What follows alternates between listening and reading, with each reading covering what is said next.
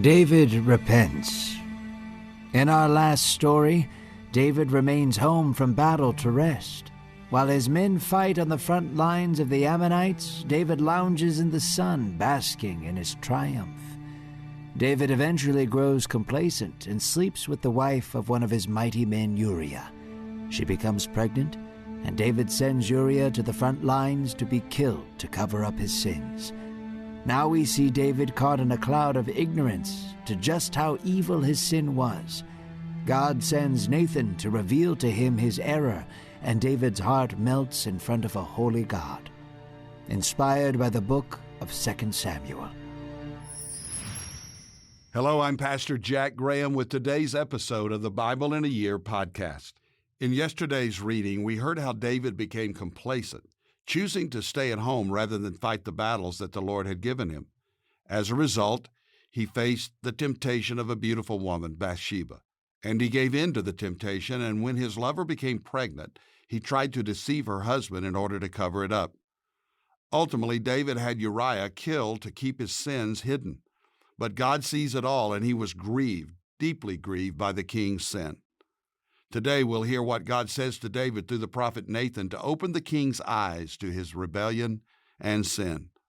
When David realized the evil that he had done, it breaks him, and he will soon discover that God will exact a high price for David's unfaithfulness. But we'll also see what a heart of true repentance looks like as David turns back to God. So let's hear now the reading for today. A subtle cloud of darkness covered the land of Israel. Although the sun still shined brightly, there was still an ominous feeling permeating throughout the city of Jerusalem. Nathan, the prophet, felt the unease, especially when he spoke with King David. There was a flightiness to his demeanor that Nathan could not ignore. The quick marriage between David and Bathsheba alarmed him, and he inquired of God what was happening. God confirmed Nathan's suspicions. David had murdered Uriah to cover up his affair with Bathsheba. The new child was born out of sin, and Uriah's blood cried out from the grave to God. David did his best to numb the pain of his sins. He did not want to think about Uriah or how he and Bathsheba met, so David convinced himself to forget. He buried his shame deep down. David was looking out the same window as before when he saw Bathsheba. Lost in thought, David could not hear Nathan opening the door behind him. Nathan stood behind him for a while, allowing David to be alone with his thoughts. David turned around to see Nathan and smiled.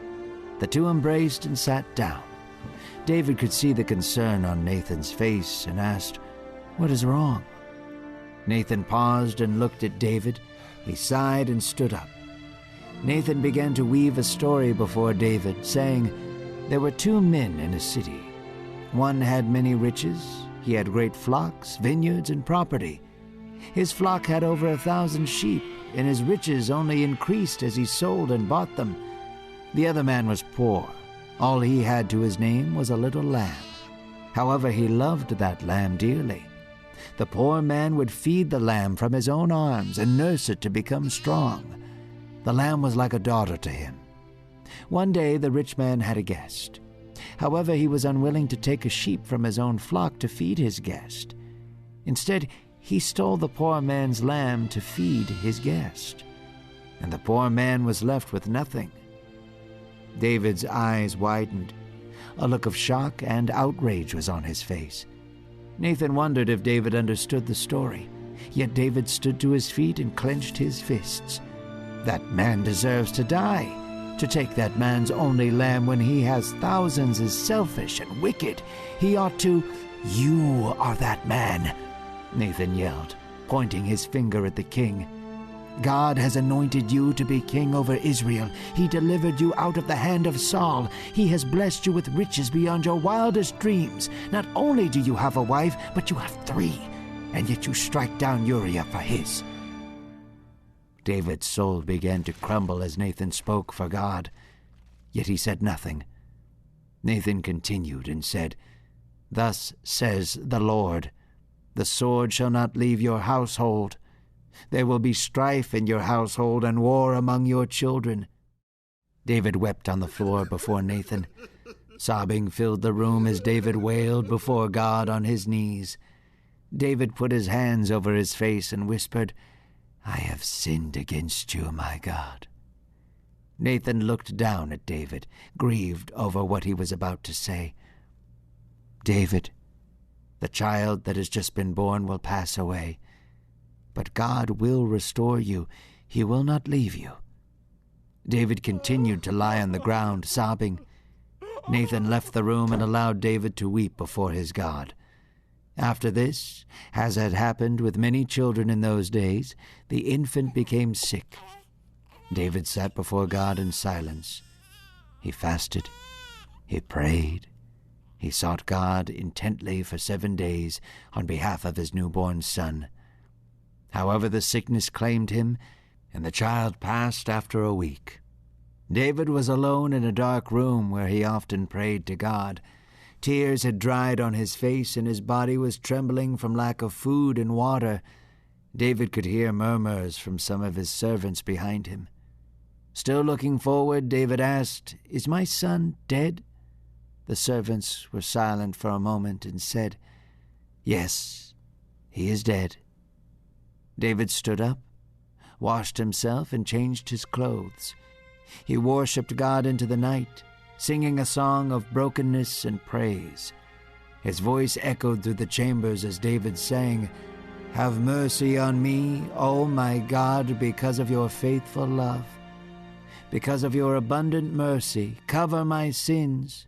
Wash me, cleanse me from all that keeps me from you." David played his harp as he once did in the hills of Bethlehem. Slowly his heart began to grow warm from God's presence. David and Bathsheba mourned their son together and found comfort in one another's arms. For the first time, instead of merely having sex, they made love, and the two, as husband and wife, bore a son. The son's name was Solomon. He would hold a special place in God's heart. God would continue with Solomon as he once did with David, and it would be through him that the house of God would be established. As today's scripture passage begins, the prophet Nathan is paying the king a visit. Only this time, he isn't bringing good news of God's favor upon David. God has seen what David has done, killing Uriah to cover up his unfaithfulness and the child with Bathsheba, and it greatly displeased him. So he sends Nathan with a message to the king. Nathan tells David a story. It's a story of two men, one rich and one poor. The rich man had many flocks, but the poor man was blessed with just one sheep for whom he cared deeply. Yet when the rich man needed food for a special guest, he took the poor man's one sheep rather than take one from his own flock. David was so blind to his own sin in this moment that he wasn't connecting the dots. He was sure Nathan was telling him about someone else in his kingdom, and he didn't restrain himself from demonstrating the outrage at such callous, greedy behavior by the rich man. The penalty for such actions, David said, must be death. That's when Nathan broke the news to David. The man in the story was David himself. God had given him more than he could ever have imagined. He had rescued him from Saul and established a powerful kingdom. And yet David had turned from God's word. He had taken Uriah's wife and had an honorable man killed to hide his sin. Because of his sin, David would suffer great consequences. Rebellion and strife would fill his home, and his own children would turn against him and each other. And unlike David's sins, which had been committed in secret, David's disgrace would be on display for all to see. David's sin was exposed, and David should have known this because he believed in a God who knows everything. But don't miss the magnitude of what happened next. When Saul sinned, he made excuses and blamed others. David ultimately owned up to his sin, and we see the repentant heart, a man after God's own heart who is now repenting. It is the same repentant heart that God wants in us. Listen to David's words and God's reply in 2 Samuel 12:13. David said to Nathan, "I have sinned against the Lord." And Nathan said to David, "The Lord also has put away your sin. You shall not die." God would spare David from the judgment he deserved, but that did not mean that his sin would have no consequences. God would restore David, but the child born of his sin would be taken from him. Not long after, the child became ill, and David pleaded with God for the baby. He fasted and prayed, asking God not to let the child die. But after 7 days, the baby passed away. David knew something had changed and asked if the baby was dead. When the suspicion was confirmed, David did something we might find unusual. His servants certainly did. He got up, washed himself, and changed clothes. Then he praised and worshiped God. Even in his brokenness, with his heart ripped apart by grief, David turned his praise to God, who is the giver and the taker of life. Like a lost son, David now has returned to his father. Soon David and Bathsheba would have another child, one they named Solomon. And this child would grow into a man of great wisdom, whose life God would bless and guide and use to establish the house of the Lord. Let's pray together. Dear God, we know that sin has consequences, terrible consequences. So, Lord, protect us and keep us from sinning. But when we sin, may we come to you with confession and true faith and repentance. We ask that you would forgive us and change our hearts and change our lives. We thank you for the cross of the Lord Jesus Christ, which makes it possible for us to be forgiven, that though our sins are as scarlet, they can be white as snow through Jesus our Lord. God, give us a heart that seeks after you and a heart that is devoted fully to you. In Jesus' name, amen. Thank you for listening to today's Bible in a Year podcast. I hope you are enjoying it as much as I am. This is Pastor Jack Graham from Dallas, Texas. You can download the pray.com app and make prayer the priority in your life. And if you have enjoyed this podcast, share it with someone you love. By sharing this podcast, you can make a difference in someone's life. This podcast is being listened to all over the world by millions of people, and we are celebrating the fact that God's Word is being heard. And if you want more resources on how to tap into God's power for living, be sure to visit jackgraham.org. God bless you.